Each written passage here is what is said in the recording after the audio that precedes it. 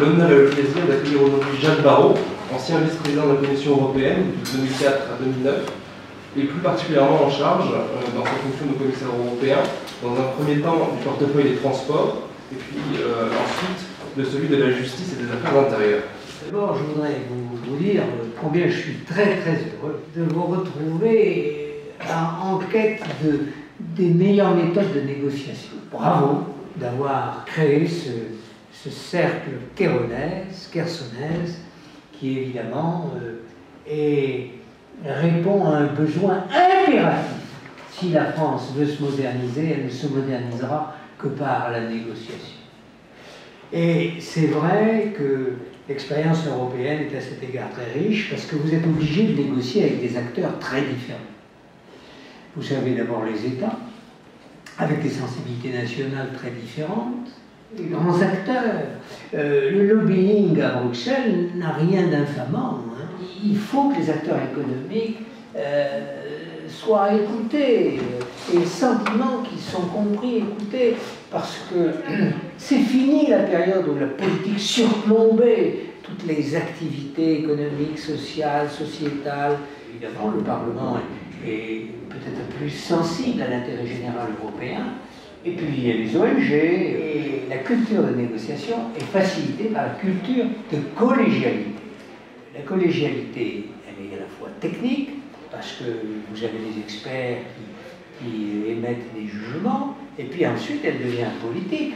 Elle devient politique avec les chefs de cabinet, et ça permet ensuite de faire le tour de table. Et alors, par exemple, il y a une chose qui m'agace beaucoup, c'est quand j'entends transférer une partie de notre souveraineté. C'est ridicule.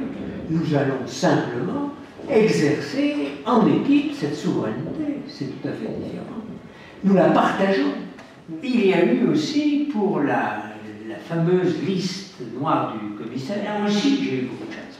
Il y a eu Sharm el-Sheikh, et oui, la catastrophe aérienne. Et alors à ce moment-là, effectivement, en un an, j'ai pu obtenir la liste noire. Et c'est vrai qu'à un moment donné, pour activer la négociation, c'est vrai que, c'est malheureux de le dire, mais c'est vrai aussi que des circonstances douloureuses peuvent aussi faciliter la conclusion d'une négociation. Je vais donner un exemple, c'était le trilogue que j'ai fait à un moment donné entre les compagnies aériennes d'un côté et les aéroports de l'autre.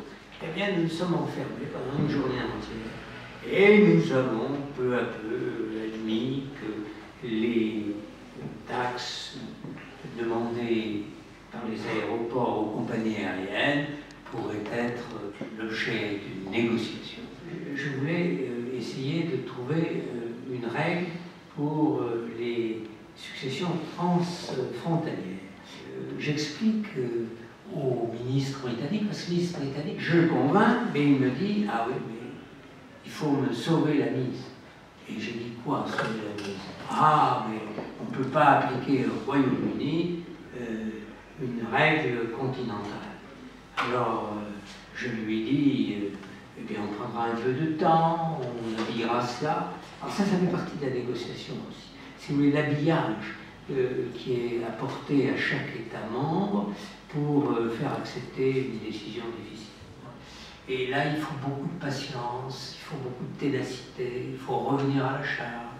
Alors Galiléo, quand je suis arrivé, le problème majeur, c'était vraiment de financer l'infrastructure par l'argent public. C'était la seule solution, parce que le partenariat public-privé, encore une fois, était lié aux constructeurs qui eux-mêmes n'allaient pas tirer parti de l'infrastructure. Ensuite, qu'est-ce qu'il a fallu faire? Il a fallu trouver de l'argent public. Alors on pensait bien que les ministres des Finances, il n'était pas question pour eux d'imaginer que Galiléo puisse être financé sur les surplus qui n'avaient pas été utilisés pour soutenir les marchés agricoles. Alors là, évidemment, nous avons statué une nuit qui a été la chance de Galiléo. Pourquoi? Parce qu'il était présidence portugaise. Et alors, le président du Portugal a fait voter comme ça à l'improviste à 2h du matin les ministres et évidemment, le ministre espagnol s'est trouvé totalement isolé. On dit, mais ça ne se fait jamais, ça. Faire voter sans avoir prévenu, c'est impossible. Le lendemain, on a refait un vote, et l'Espagne s'est abstenue, et on est passé comme ça. Alors, vous voyez, c'est trois types de négociations. D'abord, la première, c'est-à-dire de bien connaître le dossier, ne pas se laisser enfermer dans un PPP qui n'a aucune chose d'aboutir. Deuxièmement, trouver l'argent. Là, j'ai réussi le ministre des Transports. Et puis, troisièmement, il faut faire la répartition technique pour que chacun ait le sentiment quand même d'être à peu près servi. Il a fallu à la fois que j'ai un président portugais qui était un véritable syndicaliste politique et qui avait le sens de la négociation et qui, à un moment donné, a poussé l'Espagne au retranchement. Et puis, il fallait l'appui des parlementaires et des parlementaires de tous bords. Si on exige un engagement personnel. Je crois que dans la négociation, il faut accepter quelquefois de la patience, des délais pour pouvoir arriver à ses fins. Mais il ne faut jamais renoncer. Je vais me prêter maintenant à ce débat un peu plus interactif. Vous parlez beaucoup de patience et à la fois de pérennité dans le positionnement. Est-ce que c'est cohérent avec des mandats européens qui ne durent pas très longtemps? Moi, je pense quand même qu'au niveau européen, on a, avec 5 années, quand même, la possibilité de lancer des chantiers et de les voir, sinon complètement aboutis, tout au moins de les voir débuter.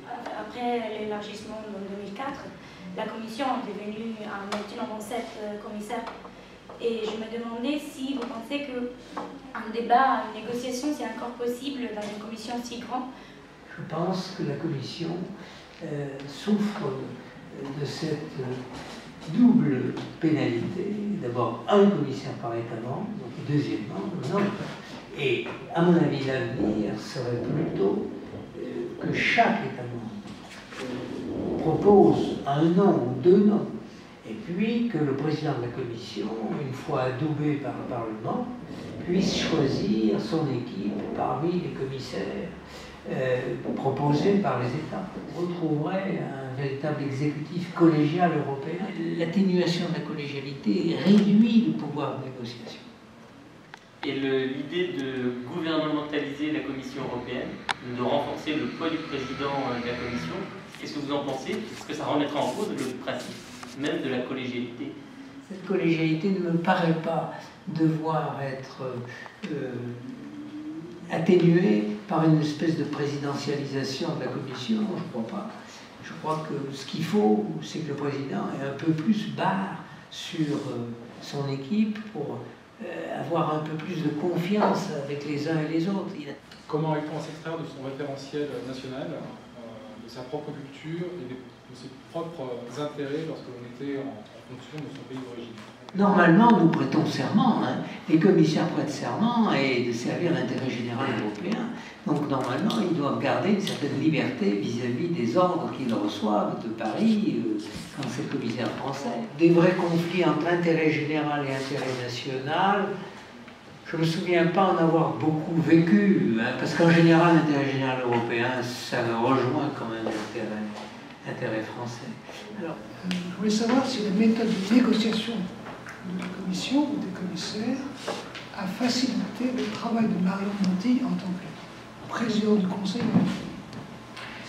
J'ai tendance à dire oui. 1. Il connaît très bien ses dossiers. 2. Il a pris l'habitude de négocier avec le Parlement européen et ce n'est pas la négociation la plus facile.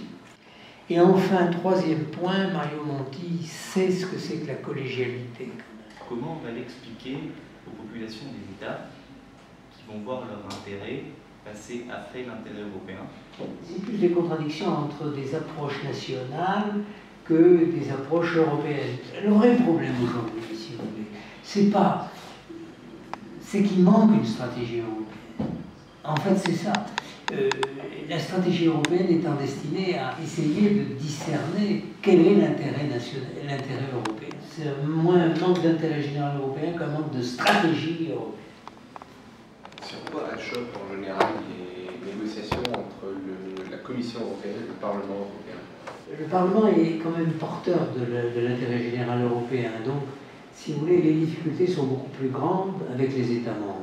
Alors, l'intergouvernemental à l'unanimité, s'il vous plaît, ça, alors, franchement, c'est la fin des petits points. Hein. Alors, heureusement, par le passage à la majorité qualifiée, nous arrivons quand même avec le traité de Lisbonne, c'est un des grands acquis du traité de Lisbonne qui paraît contestable, mais c'est quand même par la majorité qualifiée que l'on peut quand même limiter un peu les oukases britanniques, les refus britanniques souvent dissimulés. Dire le président de la Commission européenne, aller vers un fédéralisme beaucoup plus poussé, interrogation qui n'embraye pas du tout ici en France, parce qu'on n'en parle quasiment pas. Comment vous vous positionnez sur ces sujets-là, à la fois sur les idées qui sont proposées par les Allemands et à la fois vers l'apathie générale qu'il y a ici en France sur ce sujet? Crise et dette souveraine n'est pas loin d'être close. Donc par conséquent, il faut aller vers un type d'intégration plus fort. Et l'intégration, on veut dire une intégration financière, monétaire, financière, budgétaire, une intégration économique, une intégration sociale. Or, pour réussir ces différentes intégrations, il faut quand même, peu à peu, qu'il y ait une légitimité démocratique plus forte des institutions européennes. Comment y parvenir? J'ai tendance à penser qu'il faudrait des partis européens. Vous ne croyez pas que pour l'Europe, il vaudrait mieux des régimes parlementaires qu'un régime présidentiel? Un régime parlementaire est plus facile pour justement créer cet esprit de négociation. En tout cas, vous devriez étudier en quoi le régime présidentiel et le régime parlementaire peut plus facilement faciliter la négociation.